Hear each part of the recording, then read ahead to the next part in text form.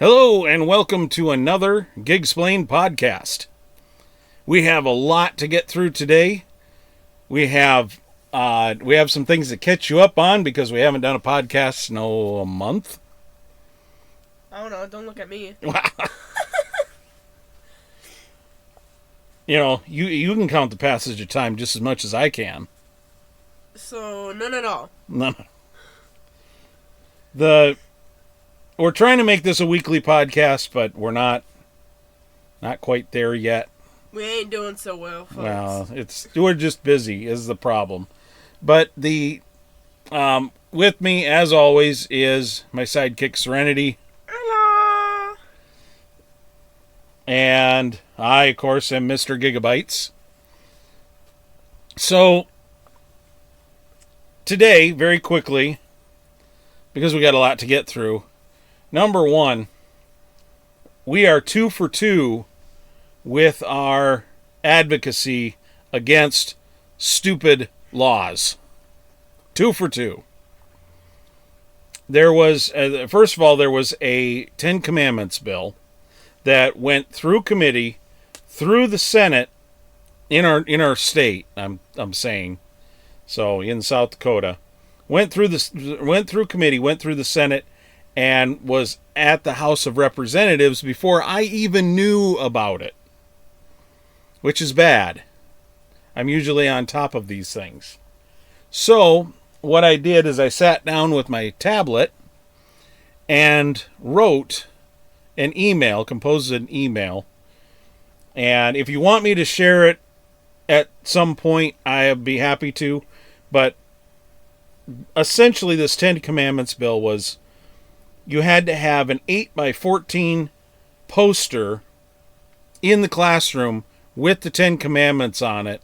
And it had to say very specifically the Ten Commandments. So there was no getting around. There was no getting around having the Bill of Rights, the first 10 amendments in the Bill of Rights. So it had to very specifically say in a very specific way the Ten Commandments. There was not much to that bill. It was like a one-page bill. You could go and read it online, of course, and whatnot, and I did. And so what I did is I wrote every representative and explained why this was a bad idea. And I got a lot of lovely responses back.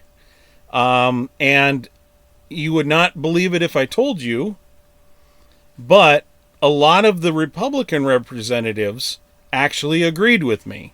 Now, there were a lot that didn't, but a shout out to Taylor Rayfelt, she didn't agree with the reasons that I presented, but she agreed with me for other reasons, namely that the bill was an unfunded directive, which means that there was who was going to pay for the Ten Commandments bill, or pay for the Ten Commandments to be posted in every single classroom in the state of South Dakota. That would have fallen on the school districts themselves, and a lot of them, they really struggle for funding. And so she was against the bill from the beginning because it was an unfunded directive. And so I believe I didn't look at who did and who didn't vote for it, but that was defeated in the House of Representatives. There are 68 members in the House of Representatives in our state. It was defeated 31 to 37. So I'm very happy about that, and I'm going to say I'm going to take credit for that on my own, because normally with these Ten Commandment bills and stuff like that, separation of church and state issues, there are usually more groups involved in fighting these things But in South Dakota, I don't know that any groups wrote against the bill except for me. And so I'm just going to take credit for it until I learn otherwise. If another group was fighting it, then good on you. But for now, I'm gonna take credit until somebody tells me that no, some other group was fighting it as well, and so I'm just gonna take a victory lap on that one. Good for you. Well, but it also shows that one person can make a difference. Yay. And I can go more into detail on that when we have a podcast that isn't so full. But the other thing we did, and Serenity and I did this together, is we went on the bus with South Dakota Public Television up to the Capitol to advocate for, because our previous governor, Kristi Noem, some of you may have heard that name because she's now the Secretary of Homeland Security, I believe. I think that's right, but if I'm not right, go ahead and put that down in the comments and correct me. But Secretary of Homeland Security, and honestly, Trump did us a favor by making her go away. So she was probably, I don't know, maybe not the worst governor in the history of South Dakota, but probably up there. I was very not happy with her in many, many, many ways. But that's neither here nor there, and that's getting into politics, which we don't do on this podcast normally. Well, yeah. I mean, sometimes it's unavoidable. You got to get into politics, especially when talking about stuff like this. But in her budget, she suggested cutting the South Dakota Public Television's budget by 65%. Oof. Which would have killed public broadcasting in the state. I mean, maybe not killed, but it would have been close. It's crazy. And it's ridiculous, too. South Dakota Public Television gets $5 million from the state. Now, what they do with that, they run the emergency alert service, and they run their towers all across the state. That's it. That's all they're doing with this money. That's all that money goes for. And it's $5 million out of a $7 billion budget. That's pennies to the state. And if on the bus we figured this out, if South Dakota would have had to take over the emergency alert service, which is required by federal law, if they were to take over maintaining it, it would cost between $3.5 and $4 million. They're not saving any money at all. The state wouldn't have saved any money by making this cut. So it's absolutely ridiculous. So it was such a dumb and politically motivated cut that I looked for ways to support South Dakota Public Television, and they basically got a bus from Rapid City and a bus from Sioux Falls of people who were enthusiastic about public television. Well, Serenity was the youngest person there. Yay. And of all the adults, I was the youngest adult. I'm 48 years old. Don't look at me in that tone of voice. You're like this is this is news to you. You know how old I am.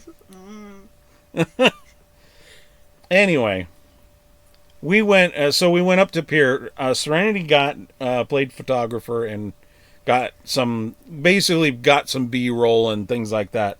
I was really hoping that we would get to talk to representatives and maybe she could film me talking back and forth with them and whatnot. But this was more like a flash mob. So they had 5 booths set up all in the middle of the rotunda. You'll see that in the video. And when we got down and started talking to some of the people from SDPB, they wanted Serenity to just hang out in front of the booths all day and just be there because she was the youngest person there. And so they wanted, and I pulled her out of school to come do this because this was a very educational opportunity. You know, the schools don't have the monopoly on education, and they were not happy about it because they sent me an email saying you'd missed a bunch of classes. And then it's like, whatever. You know, go fly a kite. But, regardless, we walked around and, got some video of, a bunch of things. We'll just show that. You'll see in the video. We'll kind of go through it. And, Shut up. Shut up. You don't get a laugh, okay? Serenity's got a little cold and she's got a little post-nasal drip. She just shoved a Hardy's napkin up her nostril to try and alleviate that. It's been flowing all day, okay? Well, I can't get it to stop. It is what it is. It's fine. There's nothing. But being we don't have video yet, we are planning on doing a video-based podcast, which is why this is in video. It's just we just loop an animation. Yeah. So if you're listening to it, we'll go through the video. We'll kind of tell you what's going on, or where we went. But yeah, really, you should watch this on YouTube because there will be a video element in this podcast. And so if you can't see it right now, go ahead and go to our YouTube channel. You'll be able to see it. Anyway, or gigsplain.com.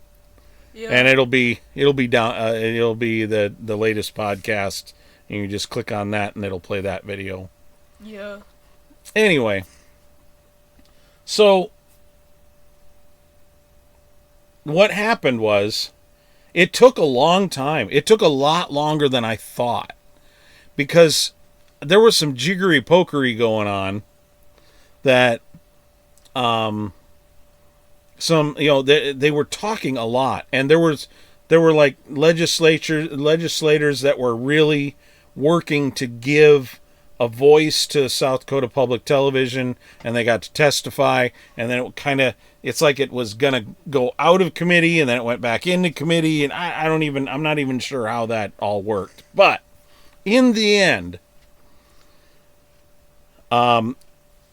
it didn't. The cuts to South Dakota Public Broadcasting didn't even get out of committee. It was unanimous, 15-0.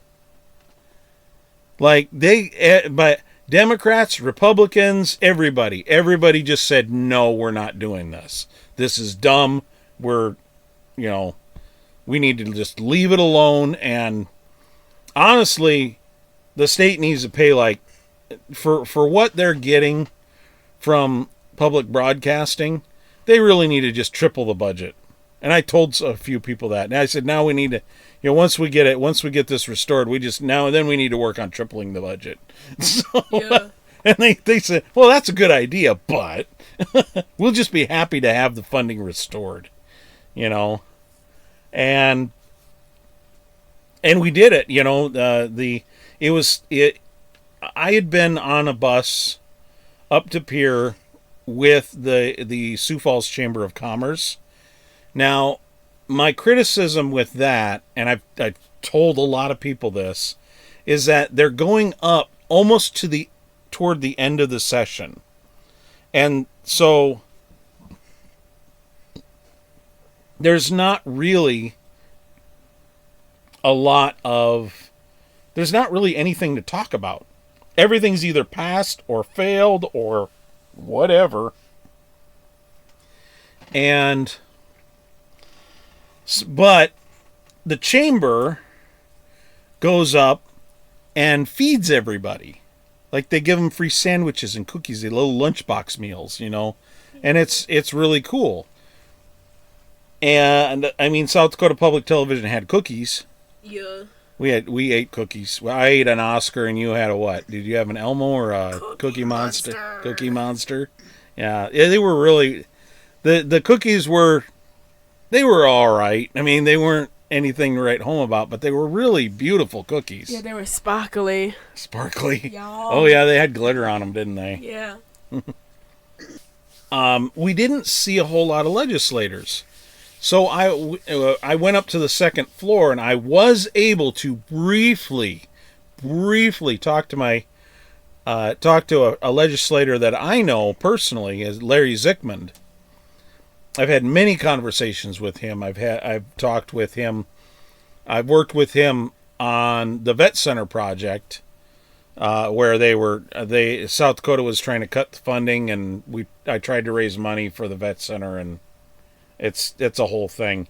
Anyway, I knew him personally. He's not in my district, but I told him I was with South Dakota Public Broadcast. I came up on the bus with South Dakota Public Broadcasting, and he was, he reacted very positively to that and whatnot. So I don't know that he was in the committee that voted 15-0, but if he was, that's awesome. But anyway, let's go ahead and review that video, being we're coming up on 17 minutes now. 18. Yeah, 18 minutes. But we'll go through the video, and I will we'll cut it into the finished product. So, all right, here we go. So, there may be you may hear a little bit of background and whatnot. There wasn't really a whole lot of talking or anything through this, but we'll sort of narrate it for you. Yeah. Here we go. Now the first one is we're up on 4th floor. What is essentially 4th floor.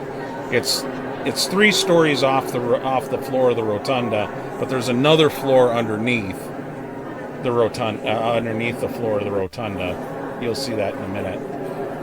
But this is basically the dome of the Capitol inside.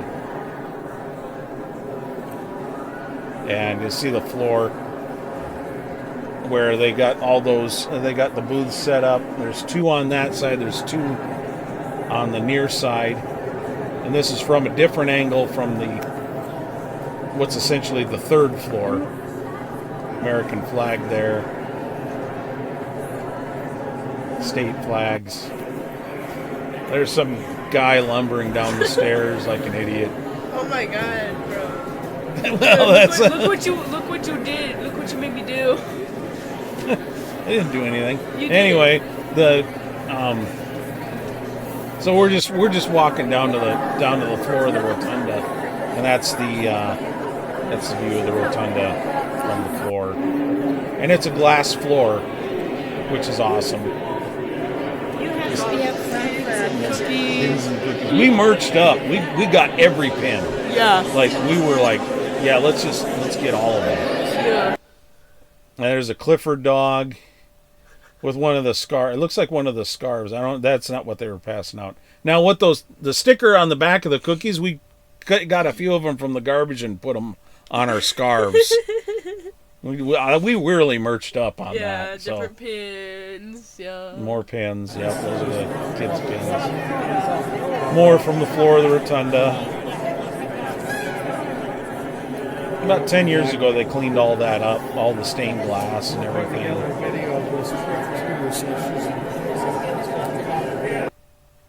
More pins. More pins and cookies.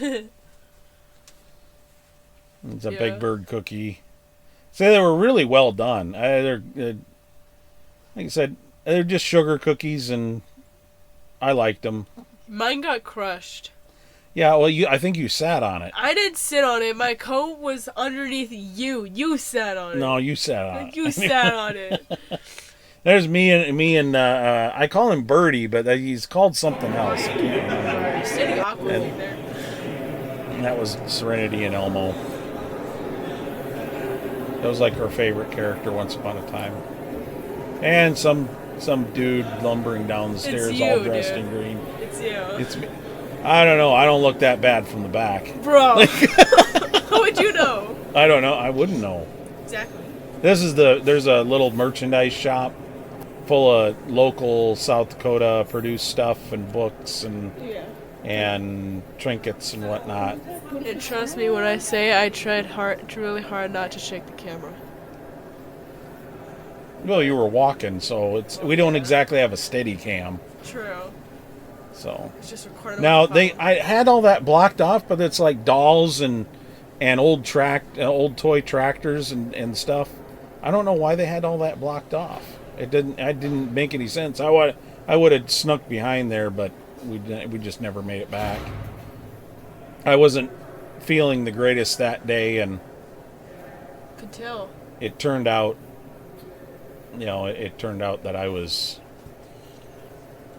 having a low. So some of the governors, Mike Rounds, he's one of the senators. Yeah, he's a senator now, but he used to be governor. He's a good guy. He's done a lot of work with the tribes and working with them. What? Boy, that must have been the scarf didn't have anything on it, so it must have been before we merged up. Yeah. And there's some displays, some like historical things. Yeah. This is a beautiful ceiling. That's stenciling on the ceiling, and that was restored not too long. Well, about maybe a decade or more ago. The statue at the end of the hall on the first floor. It's the same. This is the same level as the rotunda floor. And at this end of the hall, there's it's just offices and whatnot. But this guy is General Beadle. Beadle County is named after him. That's around Huron. Not that anybody who doesn't live in South Dakota would know this. But, and this was the Senate, where we went first? Yeah. Yeah. It was the Senate where we went first, then the House. Just a quick peek of the House. Yeah. And they're just on opposite sides of the building. And the state seal of South Dakota. Beautiful. And there's a POWMIA memorial at the opposite end of from the statue of General Beadle. And that's it. Yeah. So, what did you think of the whole experience? I like the cookies. You like the cookies? Wow, that's not saying much. Yeah, but you were part of a kind of a flash mob.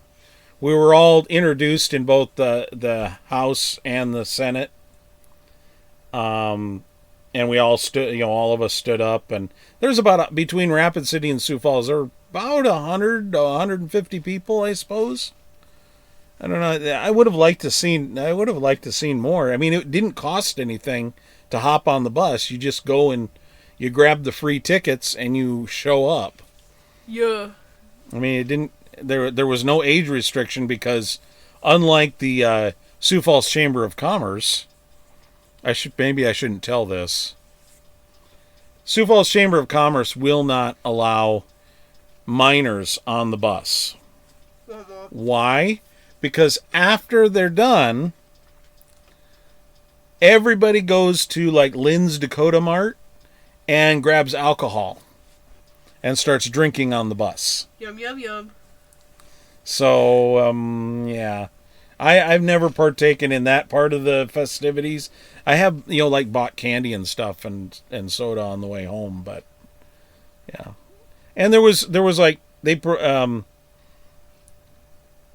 basically, South Dakota Public Television, they provided sandwiches on the way back.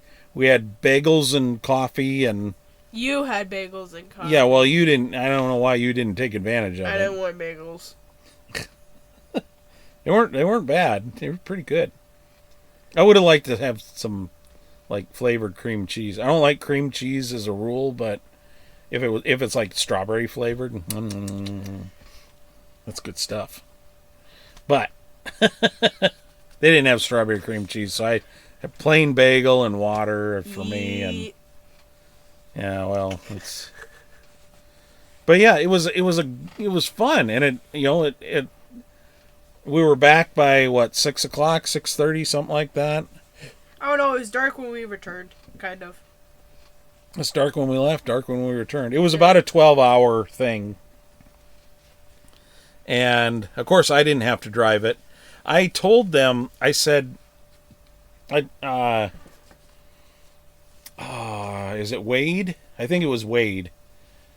He was sort of the point man on our bus.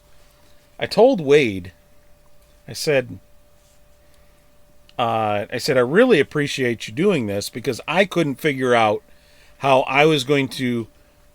Couldn't figure out how I was going to do advocacy. I mean, it's not like I can just hop in my car and drive up to Pier and shout at the rotunda and say, restore people, South Dakota Public Television. Yeah. That would have just been silly.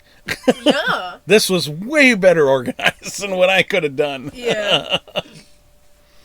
But yeah, it would have been nice to have been able to talk to more of the legislators and whatnot. But they did say that more people wrote the legislators and the senators for South Dakota Public Television than any other bill in the history of South Dakota. Dang. Yeah. It was like they had an incredible response. Yeah. And that helped. And like I said, which is why it confuses me why more people didn't hop on the bus. It's like, I don't think, once again, I think it was a problem with getting the message out, hey, we're going to have this bus. And unless you were really following closely, you wouldn't know. Yeah. I happened upon it on a banner ad on a game I was playing. What game was that? Solitaire. Oh, because I saw you one Star Trek night playing like some block game. Yeah, there's a couple of different games I play, but I prefer the mind-numbing, just playing solitaire, because I play for, every time I play I get a few cents, and then I can, once I get enough, I withdraw it and whatever. Wow, a few cents. Yeah, it doesn't pay to play games. That's another podcast, though. I plan on covering that too. That's another podcast. Yeah, so that's another thing I've been researching. One of the other things I've been very, very deeply researching recently is dating in 2025. Now, I know you're looking at me like, "Where? So you're going to leave mom?" No. No. That's not. That has nothing to do with it. Because I've heard people complain about it, but I only know a few people who are actually dating in 2025. One of them is my brother. My brother's complained about it a bit, and some of the stories I've been hearing are like, "What? Really? What? Huh?" Because my experience with dating, of course, my experience with dating was 16 years ago. Like, before you were born, 2 years before you were born. Well, duh. Actually, it'll be almost 17 now. Yeah. Because you're going to be 15 here this year. Duh. Duh. Okay. Okay, Poindexter. Anyway, you articulate your point so well. Anyway, so, but I've always, even with like going back to when I got out of high school,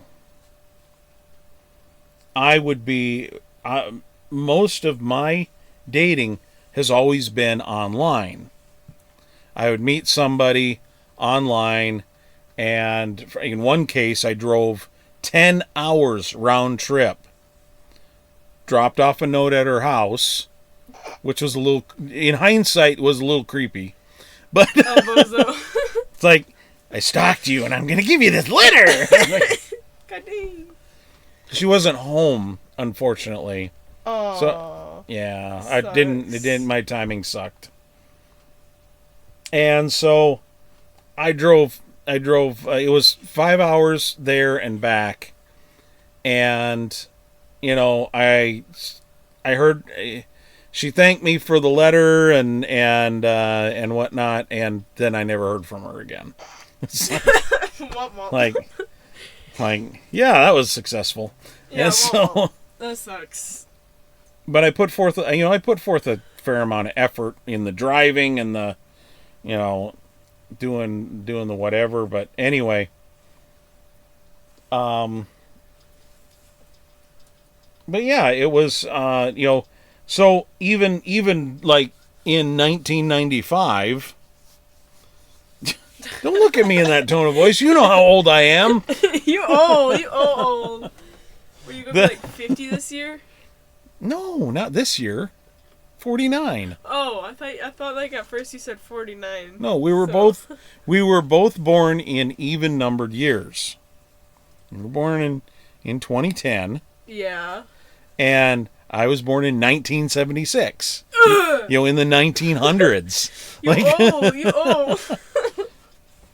But they were both even years, which means that if you have an odd birthday, I have an odd birthday.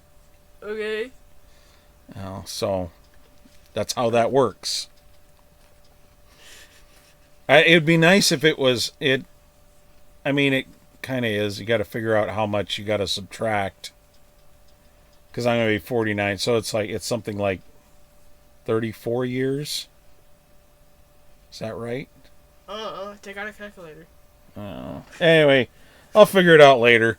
But I'm not gonna figure it out in the podcast. My mind at this point is kind of mush. Anyway, what was I saying? About the dating in 2025. Anyway, so it's been 17 years since I was actually dating. But even throughout, I've done online dating almost exclusively. I've never actually met anybody organically. I've never been on a blind date. I've always used, you know, either like in 1995 it was chat rooms up until I don't know when I met your mother, I met your mom on Plenty of Fish, which is an app. But it wasn't an app on my phone, it was an app on my computer. It was a website. Well, no duh, because like touchscreen phones didn't exist back then. That's how old you are. Their smartphones existed 17 years ago. Oh wait, I thought you were talking about like I'm not talking about 1995. I'm talking about because I did chat rooms. I met my first wife on chat, I believe. Isn't that the one where you almost choked on a roach? Or was that the second one? Or like how many wives? That was my first. So I dated a few people when I lived in my terrible apartment. I didn't meet my first wife until I moved into a better apartment. Oh, wow. So, and she was living in the same apartment building.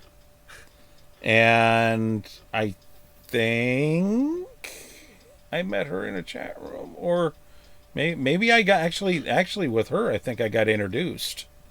Wow. There was a, I can't remember now. It was so long ago.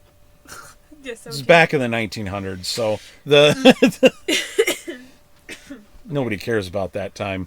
Anyway, whatever. But for the most part, I've met all of the women I've ever dated either in chat rooms or on a dating app. Like, the only dating app I've ever used is Plenty of Fish. I have never used Tinder. I've never used Grindr. I've never used Bumble. Grindr? Yeah, you know what Grindr is? No, what the... Who names a dating app Grindr? Gay people, apparently. Okay. That makes sense. So I know most of the gay people I meet, no offense to all the gay people who aren't crazy, are like literally crazy. Okay. Well, that's a hasty generalization. But I am not referring to every single gay person on this planet. I'm saying... Just in your experience. Yeah. Yeah, I mean... Like, look, in some ways... Some ways you gotta be a little bit crazy just to get along in the world. Like, take a look at Liz. Oh my gosh. I mean... I don't know who Liz is, so... Delilah. Oh, okay. Yeah, well, she's a complete nut bar. Anyway, was that out loud? I'm sorry. Oh my gosh. Inner voice, outer voice. I gotta. Anyway, Anyway, so I was curious, like, what? So is it that bad? Is the dating world that bad? Well, the only way, I'm not going to go out and tell my wife I'm going to go date some people and see what it's like. It's not going to work. No. I don't think she would go for it. But I can live vicariously through other people. Now, what I stumbled upon... Oh my god. Really? I have 2 alarms, one for shower and one for doing homework. They both have the same alarm sound. I forgot it was 8:30. Oh my gosh. So this is where I'm going to need my notes anyway. So I met, or well, not met, but I came across 6 people. Now, because I'm male, the algorithm sort of makes certain assumptions about me. Right? So just like the algorithm is going to make certain assumptions about you because you're a woman. Right? Well, I mean, it's just the way the algorithm works. So the first one I came across was Emily W. King. Now, I sent that one to you. Isn't that the female who has, like, both sides, both, whatever it was, on both sides of relationships? Like, yeah, she's basically, she's advocating for men's issues with dating. Like she's trying to point out that, you know, men think differently and this is what it means, and just trying to explain to women what this means. So, like, for example, one of the things that she talks about is that if you call your man up and ask him what he's doing, and he says nothing, what do you think that means? Probably watching TV or something. That's what I do when I'm not doing anything. So that's actually you're kind of on the mark there. Ooh. So, like, it means that whatever he's doing is not nearly as important as being available for you. Oh. So it doesn't matter if he's zoning out playing Super Mario Brothers or operating on somebody's brain. What?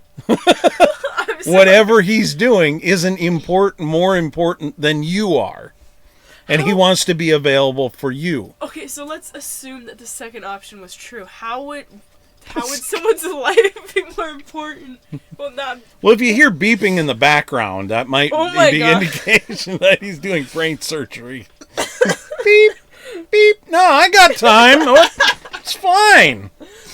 No. What are you doing? And honestly, her advice, I was shocked at how on the mark she was with her advice. Now,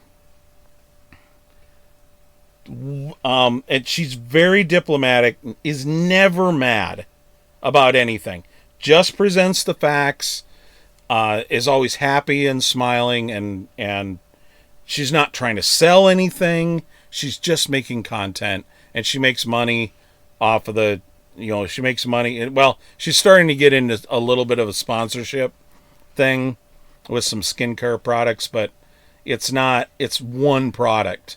And so discounting that, she makes money off of the platforms that she posts on, and she's on every platform that I can see, Facebook and YouTube. And she does long form on YouTube, which respect. Like, she picks a topic, she goes and sits down at her desk, and she just starts talking about this one topic, provides examples, brings receipts, says, and sometimes it's saying, look, women don't do this, you shouldn't do this, this is bad. It's just you're being a bad person if you're doing this. And sometimes it's giving advice to men. Sometimes she covers a lot. And the advice she gives about men is so spot on. Just nails it. I was just so impressed. And she is well known within the male advocacy community, and which we will get into in a minute. So the other one I found is called the Dadvocate. Her name is Lauren, and she's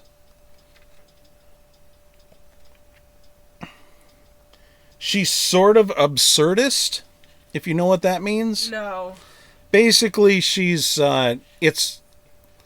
very, she'll like pick a video, and if, let's say it's about, with a lot of her videos are about women behaving badly in relationships or giving bad advice to other women.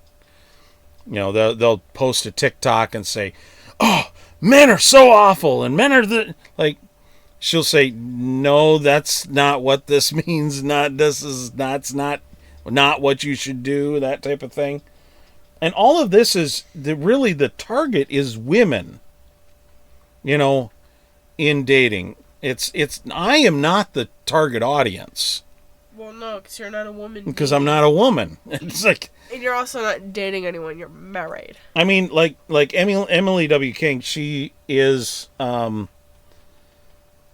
she provides advice to men and advice to women as well. So it is more well-rounded. The Dadvocate is more emotional, more gets angry about stuff, and she even has this gimmick where she basically takes she has a little spray bottle and it says no on it, and she'll spray it at the camera when somebody's being bad. And it's like, you're gonna get the no bottle. Like I said, it's a little more absurdist, but still same kind of advice, same kind of advocacy. She's also actively working to reform, at least in her state, she's actively trying to reform the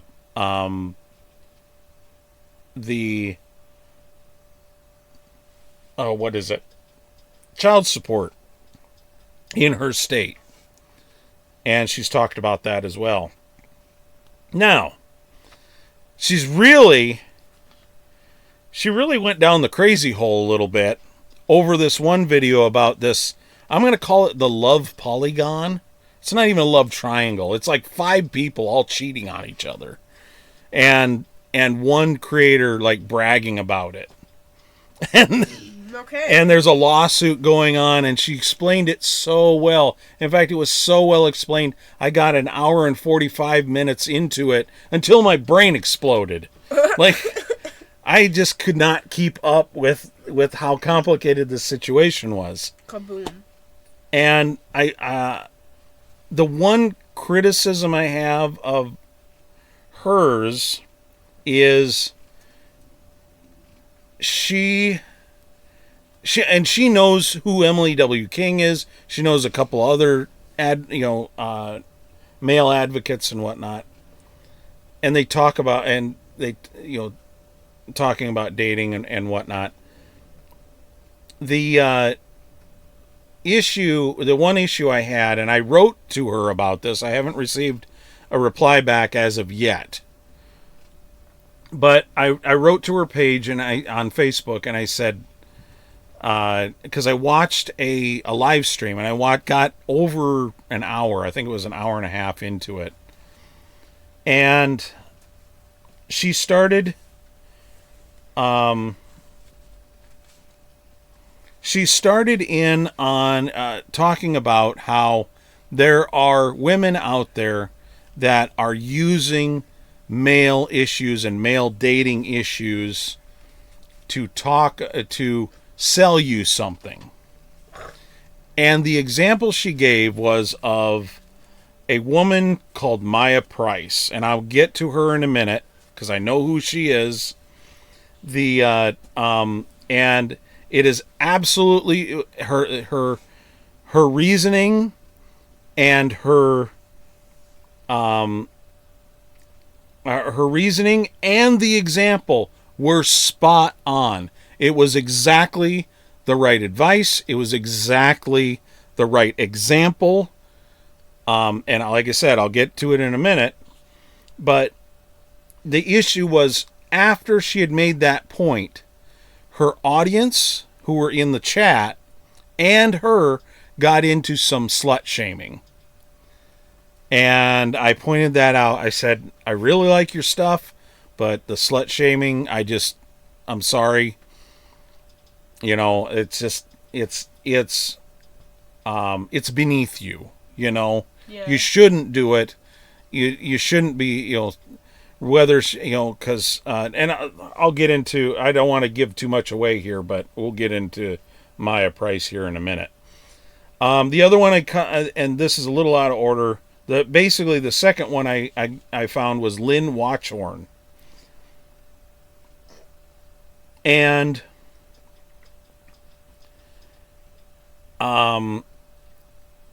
she is very earnest. She basically stitches her videos onto other people's videos, just like everybody else. And it's almost like your no nonsense girlfriend calling out BS, calling out your BS. Dang. So, like, and it's very similar advice to the other two. The one criticism I have is, like, on her reels. All of these reels are split into part 1, part 2, part 3 because they're long. Except that the reels are only maybe 15 seconds long. It's like, you don't need part 1, part 2, part 3, part 4. Just stitch them, put them all together. You can upload a long reel, and it's fine. Just do that.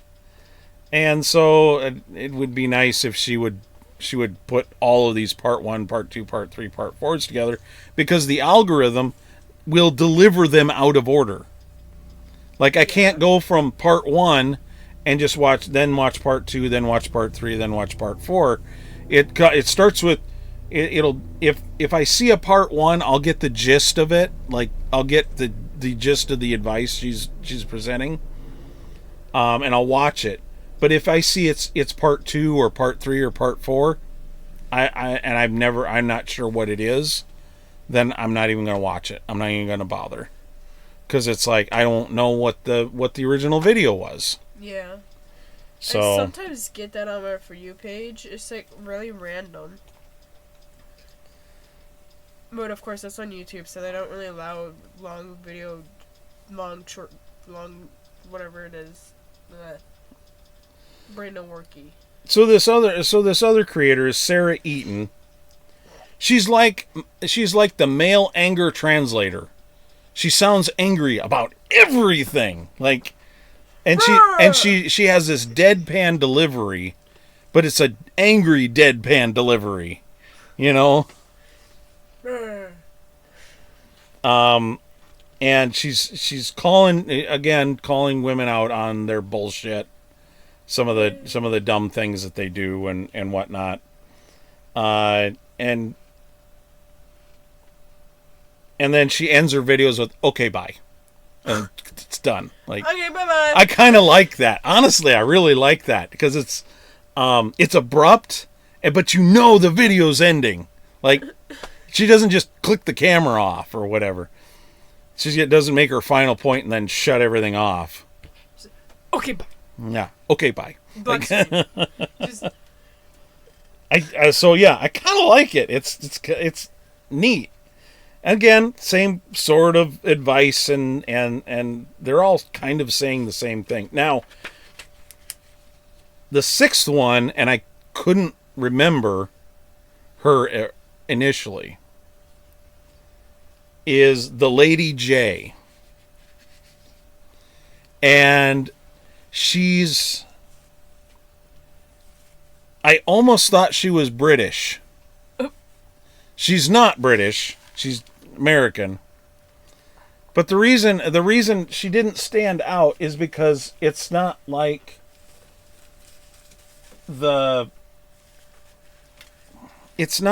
she's a little bit different. So she's very posh, very I'm better than you type of thing. But she's still giving kind of the same advice that everybody else is about the same kind of issues. And her sarcasm is so on. I love her sarcasm. It is really cool. Okay. I like it's but now she's also different than the other four that I mentioned because she's unmarried.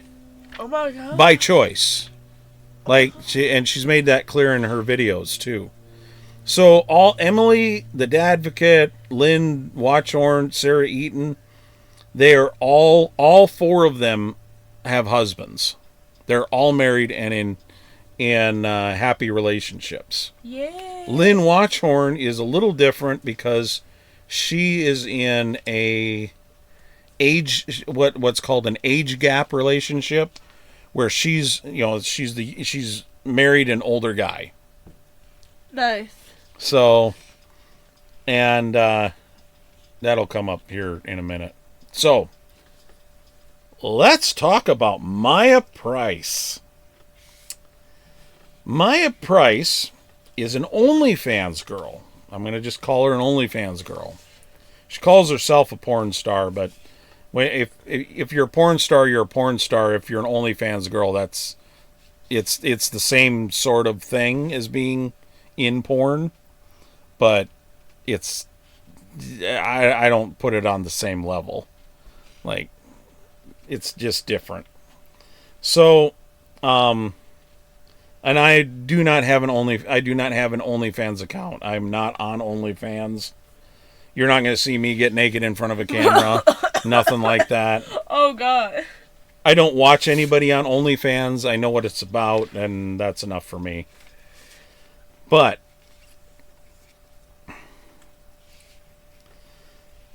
so that's why I say when the Advocate called her out, yeah, she's posting all these videos across all these different accounts with very provocative and sometimes explicit posts on X and on TikTok, and which I still don't have a TikTok account.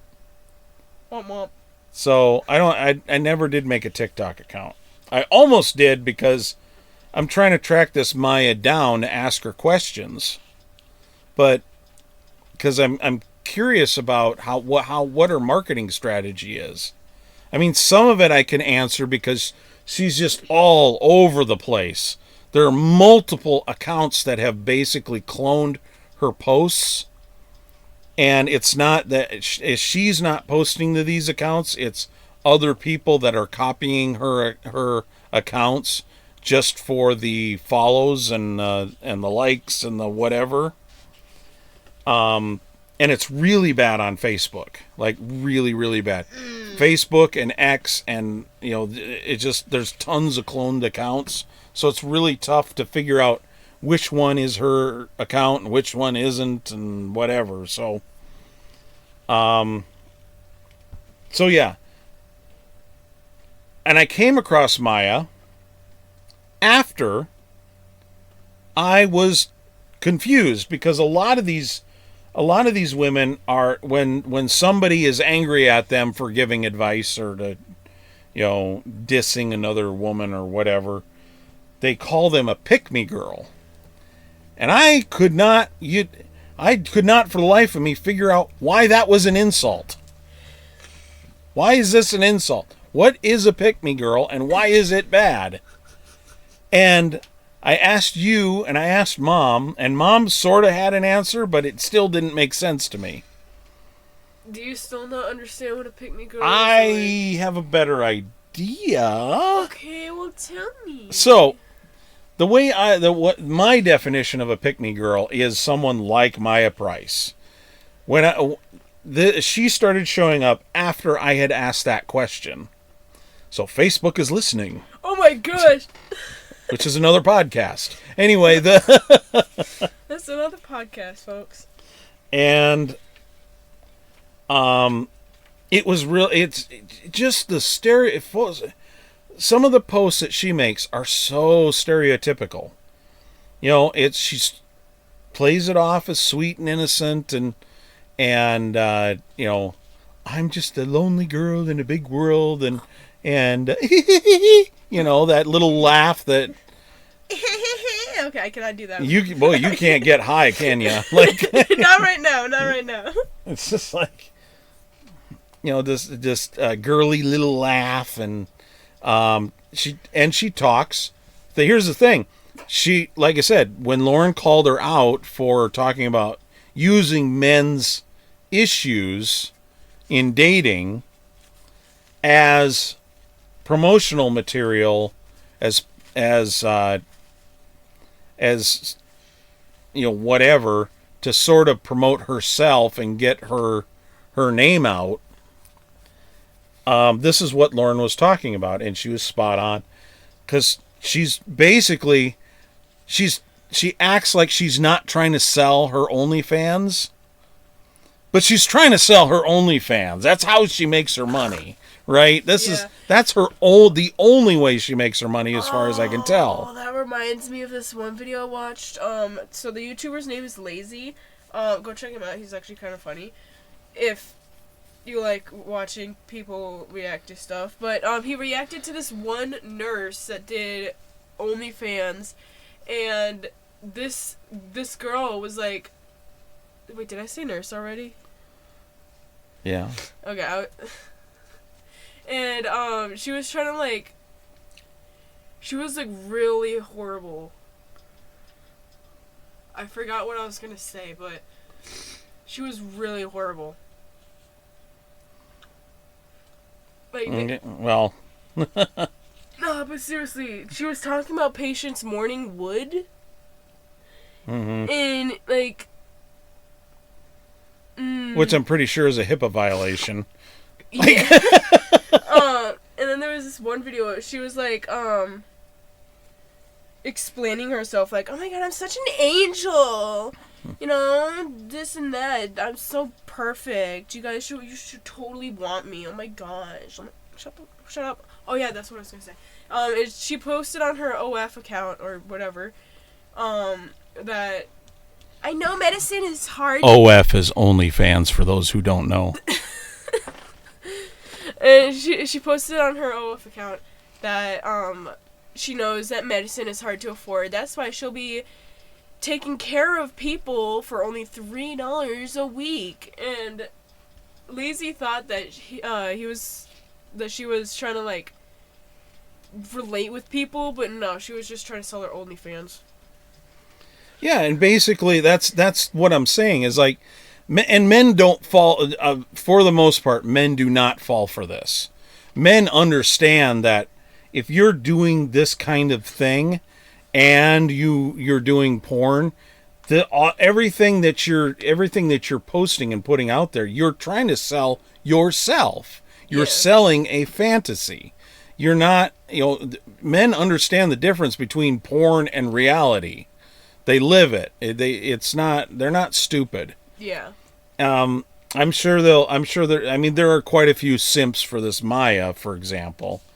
But for the most part, they understand, look, it's a fantasy. It's just good fun. It's just whatever. And so, the thing that confuses me, however, about Maya, and this is why I'm trying to find a way to actually contact her. I know there must be a way, but it's been proving very difficult to get a verified, like an email or a verified messenger, whatever. Yeah. And the two websites that she mentions suck ass. Oop. They are terrible. Anyway, all they'd have is like 3 links. It's like, and one of them is to her OnlyFans page. Would you believe that? Oh my gosh. Crazy. Anyway, the thing that confuses me, it's like, okay, you're doing OnlyFans, you're selling this fantasy. She talks about the issues that she has dating men, trying to date men. But she's not bashing men. It's just like, she's having a problem finding somebody that can accept her for who she is and accept the fact that she is an OnlyFans girl and is putting everything out there for everybody to see. And men don't like that. They don't like, if they're going to be in a long-term serious relationship, they really don't want their woman to be posting, either nudes or anything wearing anything provocative online. And they're like, they don't care. They feel. Okay, let me back up because I'm sort of stumbling over my words here. Love is possession. This is why we say things like, "You're my wife," "You're my husband," "This is my family." I want to, whatever this person has, I want to own that. Love is possession. That makes a lot of sense now. And it's mixed in with other feelings. There's other emotions involved, and there's, happy, sad, whatever, horny, and all this other stuff mixed in with it, which is why we call it love. Yeah. But at the end of the day, at the very heart of love is possession. I want to possess that. I want to own that. And and for men, it's a very private thing. If for example, I wouldn't want your mom to be posting provocative pics online for attention. Yeah. Now, if she was an OnlyFans girl and she's making money that way, we could talk about it, It's like, there's a give and a take here, But, because I'm not here to bash any OnlyFans girls or men or whoever. If you're making your money that way, well, you know what? More power to you. Yeah. And it appears that this Maya Price has bought a house with her OnlyFans money in Las Vegas. She makes no bones about where she's from. You know, where what part of the country she's living in. They're in fact, in some of the videos she posts, she's standing in front of her patio door, and her pool's out back, and there's a big saguaro cactus out in the backyard, like. Yeesh. And it's like, yeah, you're definitely in the desert, like, no question about that. It's not pine trees and mountain peaks, you know. So, it seems like a lot of the things she posts are earnest. So, she talks about how dating is hard and but the question is that part of the marketing, or is that a sincere thing? Because if it's a sincere thing and she's really struggles with it, maybe we could talk to her about it and say, and go, okay, what are your struggles? And maybe I can help, and maybe we can talk about it and find some solutions and whatever. And get her on the podcast. So, like we did with Jamie. Yeah. That type of thing. Yeah. And so, and talk about her lifestyle, and talk about how she makes her money, and talk about, because I have a lot of questions, but but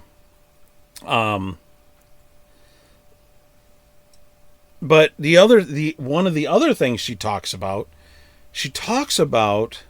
wanting a live-in boyfriend, which is a weird thing, and the way she describes it, it's basically she's desperate for a boyfriend or whatever, and like I said, that could all be part of the marketing. But this live-in boyfriend is something I haven't heard before from any, when we're talking about, selling a fantasy, you don't hear that.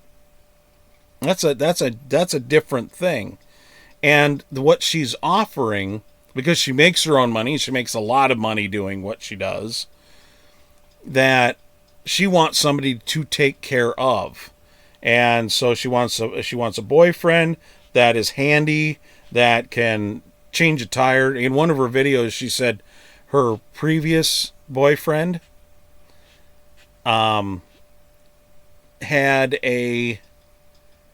previous boyfriend could not change a tire. You know how to change a tire. Some parts of it. Well, but you know how to change. You know the process. You've been around it. Yeah, multiple times. Like, whether you could physically do it or not is a whole nother question. Yeah. But I'm sure you could figure it out from being my tire girl for so many years. That's so weird. Do not say that. What? It's so weird. But it's true. It's like if I need to change a tire, I talk to you, because you were there when Dad had to be a jack and you had to put the tire on the trailer.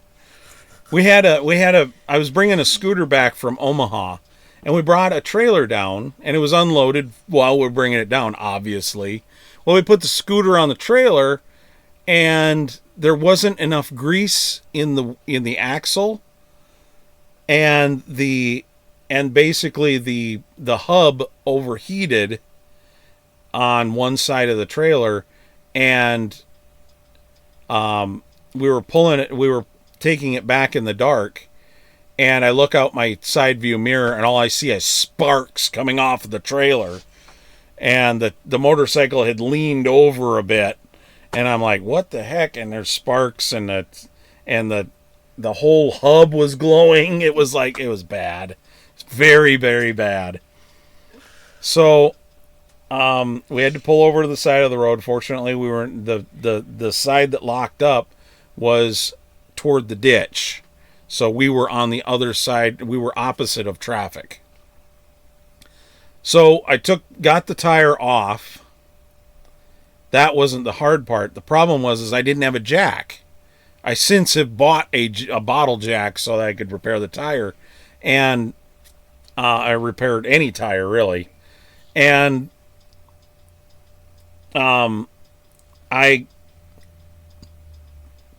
I went, well, wait a minute. If I pull this tire off, How am I going to get the other tire on?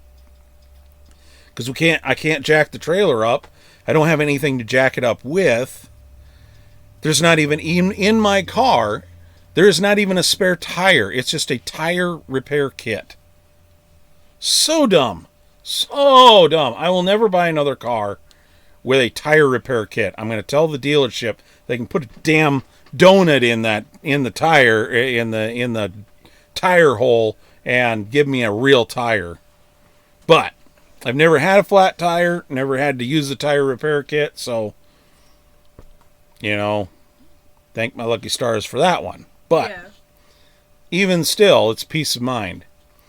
So the tire so I had a spare tire for the trailer, but I didn't know how I was going to get it onto the trailer.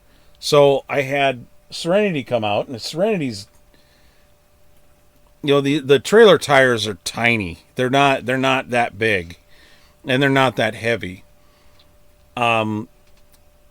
But somebody needed to lift the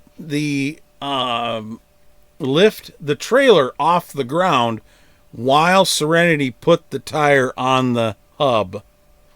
Now that was freed up and whatnot. When I broke it free. And of course, Serenity's not lifting the trailer up. She's going to have to put the tire on. So I lifted the trailer up, and she put the tire on, and we spun a couple of nuts on it, and I put the trailer back down. And we got it all tightened up, and we limped it back to the nearest gas station, where I took a closer look at it and realized, this isn't gonna be good. We're not gonna be able to get this home.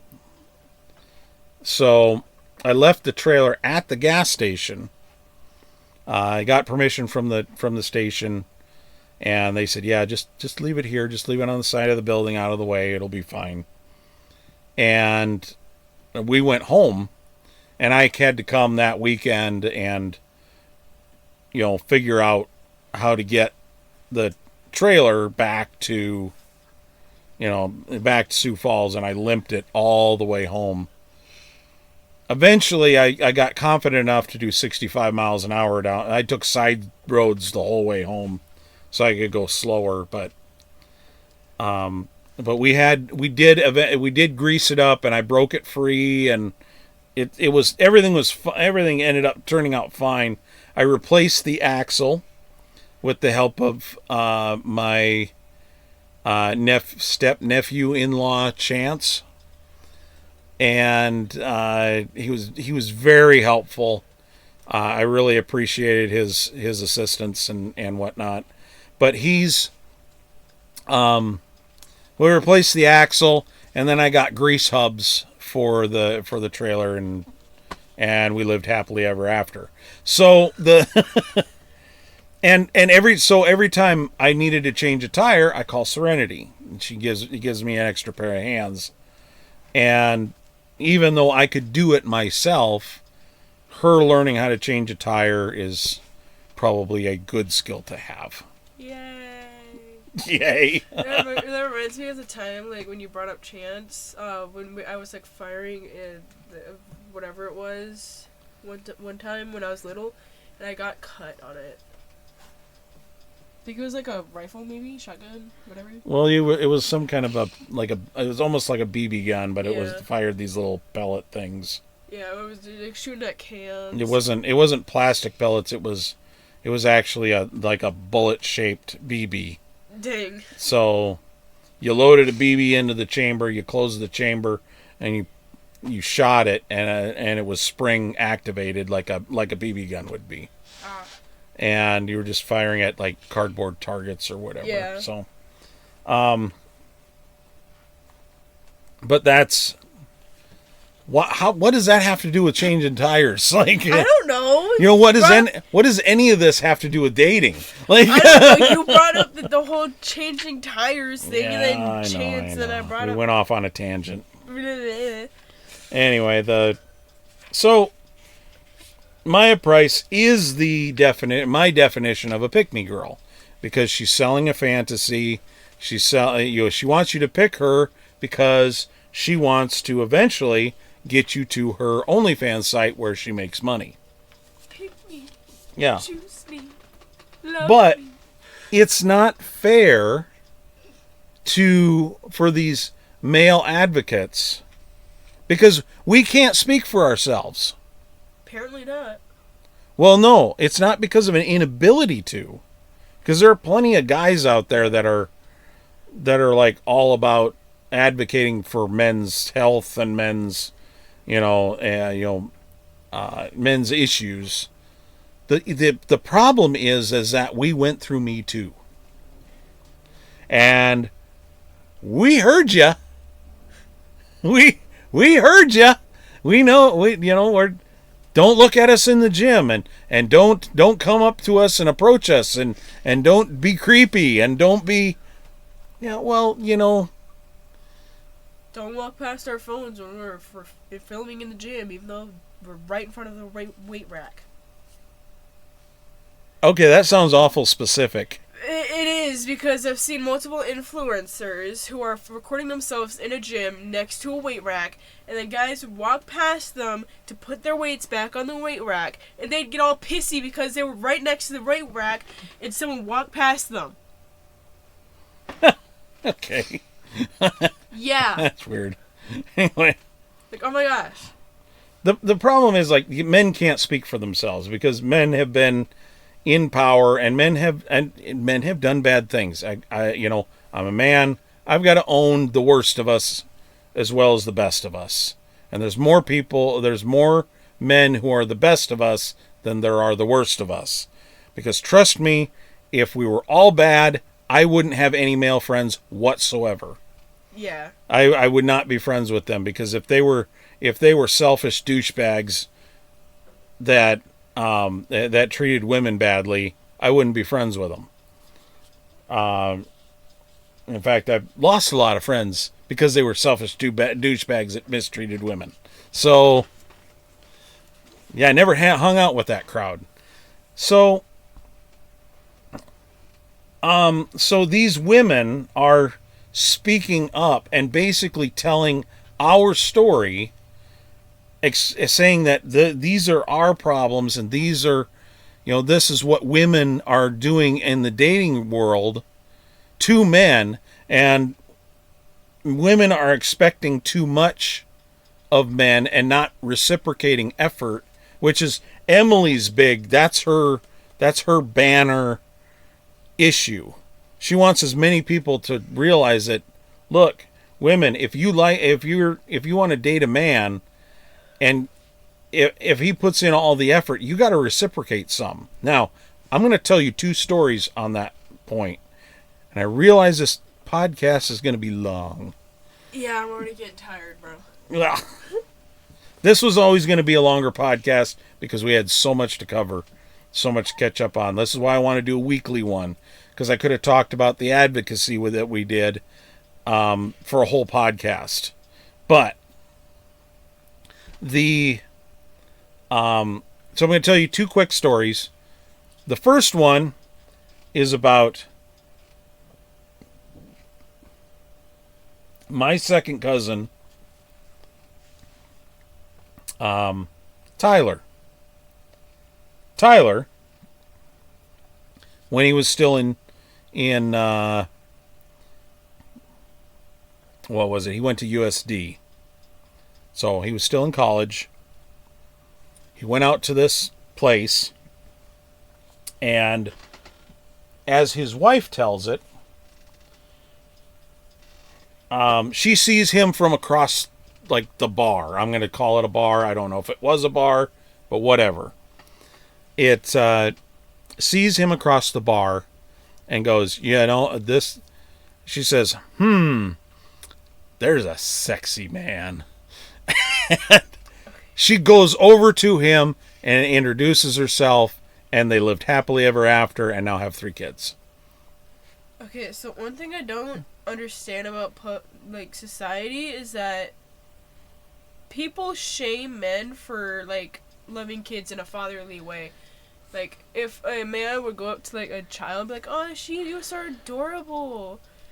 The mother or parent would be like, no, get away. But then if a woman did that, it's like, yeah, I know, right? Isn't she? Like, I know some, like, times that has happened. It's unfair, honestly. It is a double standard. You're right to point that out. But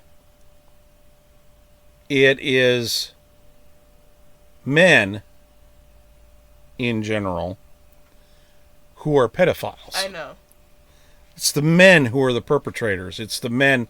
There are bad men out there, and you don't. If a stranger comes up and starts making nice with your kid, you gotta question that, because most men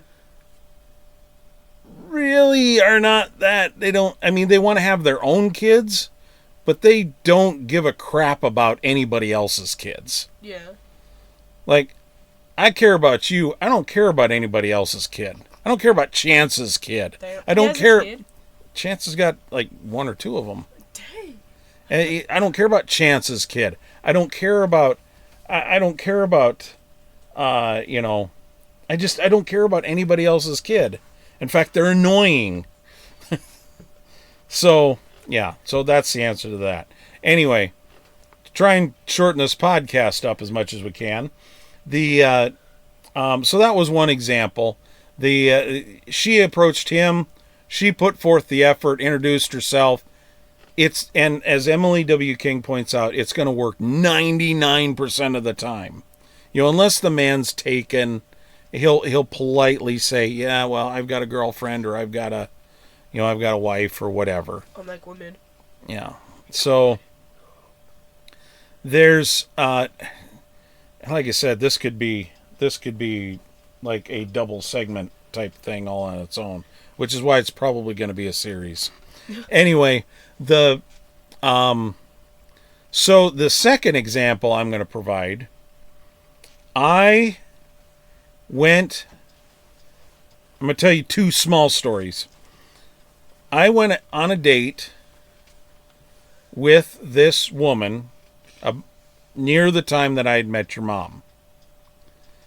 And it turned out she was your mom's best friend. So we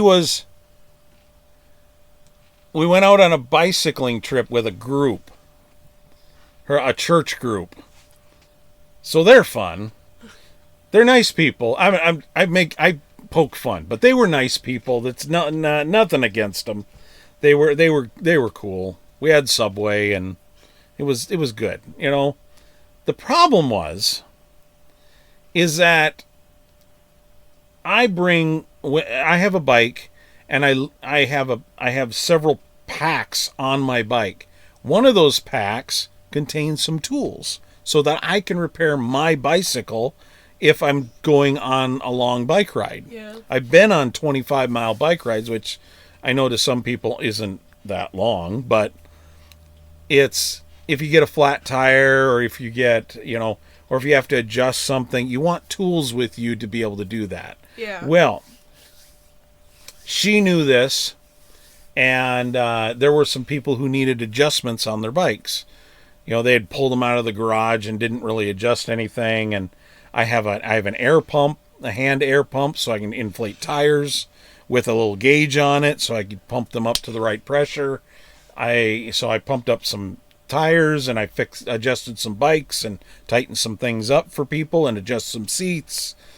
And they were very happy and thankful and grateful for it. And that was awesome. And she was just delighted. She was like, "Look at my boyfriend. Isn't he so handy? Isn't he so wonderful?" And there was never an appreciation directed towards me. There was never a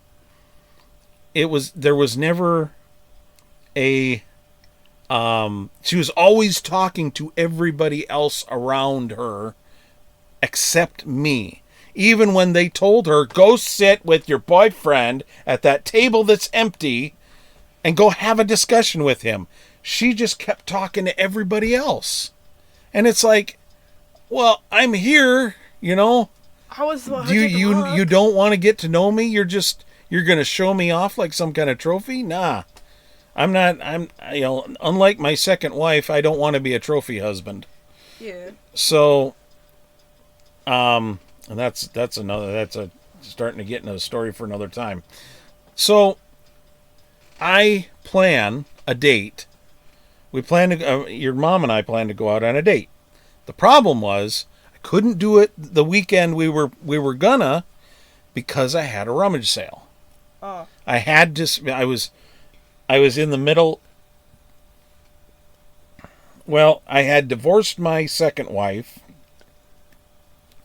and the thing was she had already moved out to California with her mom, and what they had done to get ready was they cordoned off everything they wanted to keep in the house that needed to go to California. We had to sell the Subaru Forester that was in our names and split that money as a part of the divorce. And I had to, and then I loaded all the rest of the stuff up into a van I borrowed from work and headed out west and drove to California. And I was able to do jobs and work on the way out, so it wasn't quite such a financial burden. I drove it all out to California. We unloaded the van, and then that was the end of it. That was the end of that marriage. Well, at the rummage sale, because I told her, well, I can't do it this weekend. We'll have to plan it on another day, because this is what I was doing. She came out to the rummage sale before we even had our first date to meet me. Dang. She put forth effort, and I didn't know what to do with myself. Here's this woman that's like, because it's like, women don't do that. Even I knew at the time, women don't do that. They don't, it's always, I set up a date, we go out on the date, I have to plan everything, blah, blah, blah. Nobody puts forth any effort except me on the first date. Now, I've had women put forth effort after the first date, and it is much appreciated. And then those women I typically married. Yeah. But even women where it didn't work out, it was still a there was still some reciprocation. So we went to. So she hung around for a while, and we talked and got to know each other a little bit, and then she left. And I thought, that was bizarre. Is she gonna like murder me in my sleep? And like what is she gonna do? Okay. Because it's like I said, it was very unusual for that, but it was appreciated. And once I got to know her and realized she's not going to murder me in my sleep, then I just kind of stuck with her, and Now you're married with 2 kids. Married with 5 technically. Technically, but then. Well, here's the thing, and I've tried to explain. I need to explain this to Cassie, and because I've explained it to Robert, and I think he understands. But when I chose to marry your mom, it wasn't because we had a kid together. It wasn't because you were around. It was, because here's the thing. She already had 3 kids and a husband that was still in the picture, which was a pain in the butt to deal with. A constant pain in the butt to deal with. And I didn't have to stay. I could have said, nah, I'm just not going to marry you, and I'm not going to do anything, but I knew the other three stepkids were part of the deal. It was a package deal. It was her and her 3 kids, and to a lesser extent the dumbass which is their father. Pardon the language. But that's,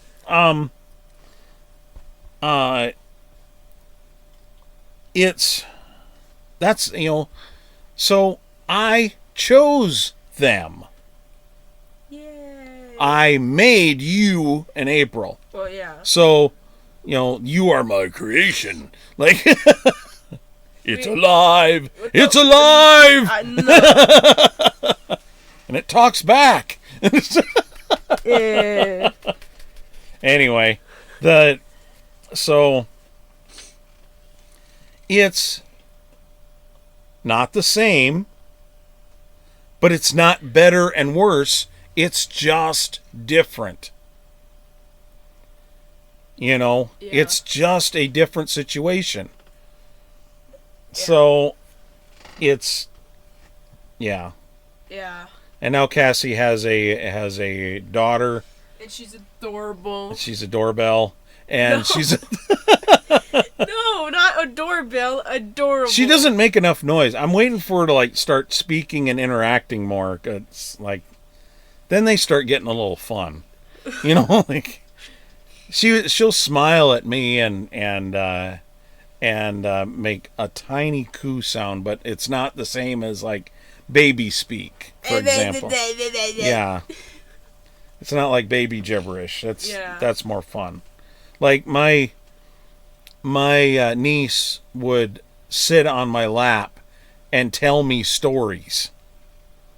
Oh. And it would just get jabber, tell me everything about her life, and it was like, that's cool. I mean, sometimes I couldn't hear what she was saying, but it was I thought I was pretty awesome that she, I was familiar enough that she felt comfortable enough to be talking to me. But anyway, so that's what I'm saying is like, Emily King is a big advocate for women putting forth the effort, fairly early on, or at least at some point in the relationship, and approaching men too. Like, do the thing. So let's conclude this. Yes, please. By fixing dating forever. Not like a bunch of people will see it, but okay.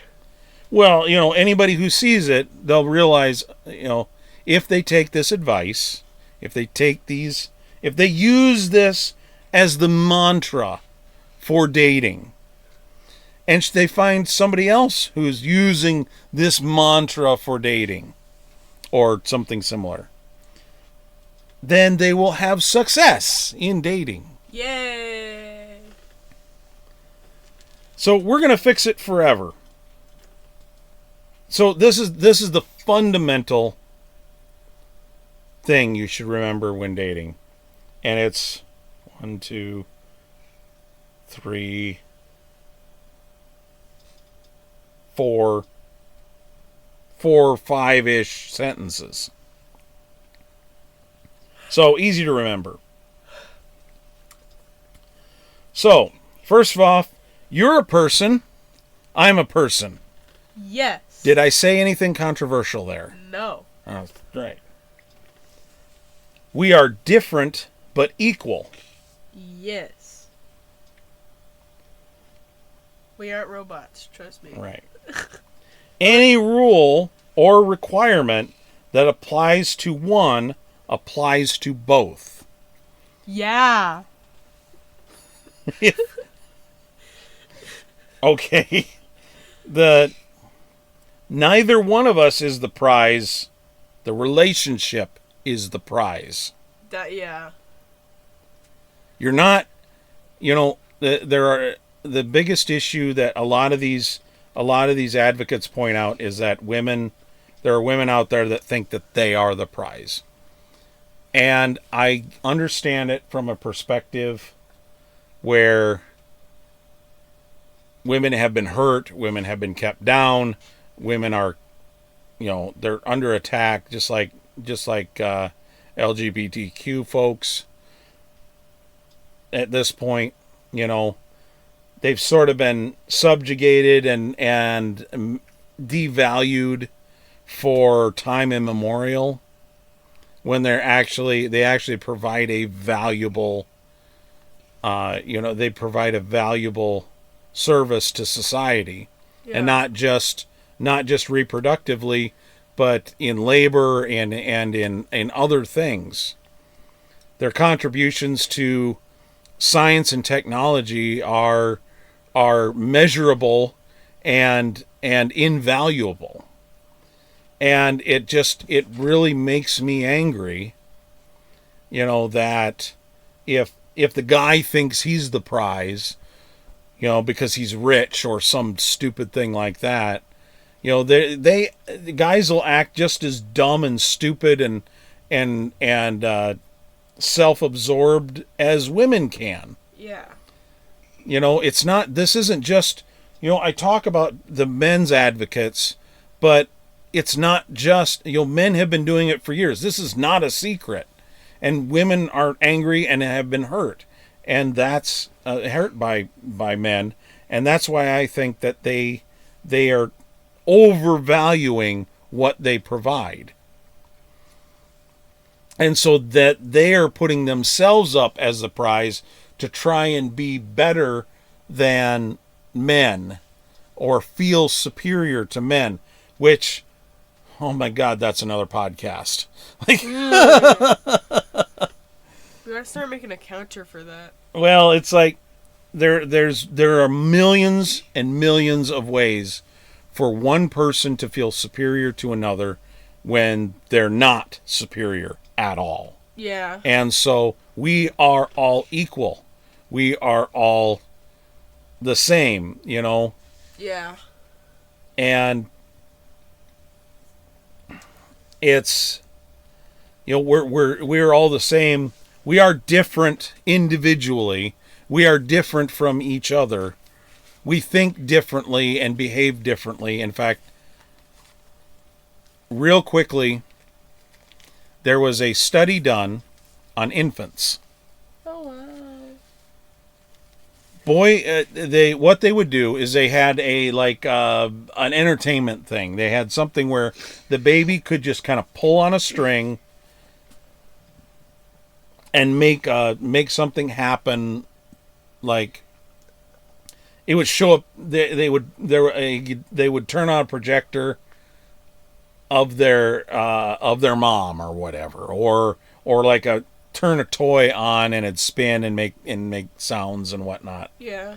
And so they would do that, and they realized, once they realized they could pull the string, and every time they pulled the string, the toy would turn on or the picture would show up.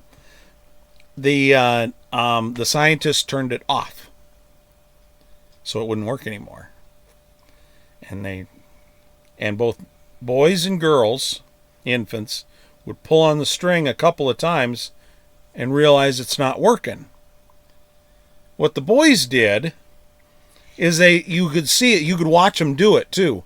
They would take they would start looking at the handle, at the string, trying to figure out what was wrong. And they'd pull on it some more, and then they'd look at it, and they'd pull on it some more, and they'd look at it.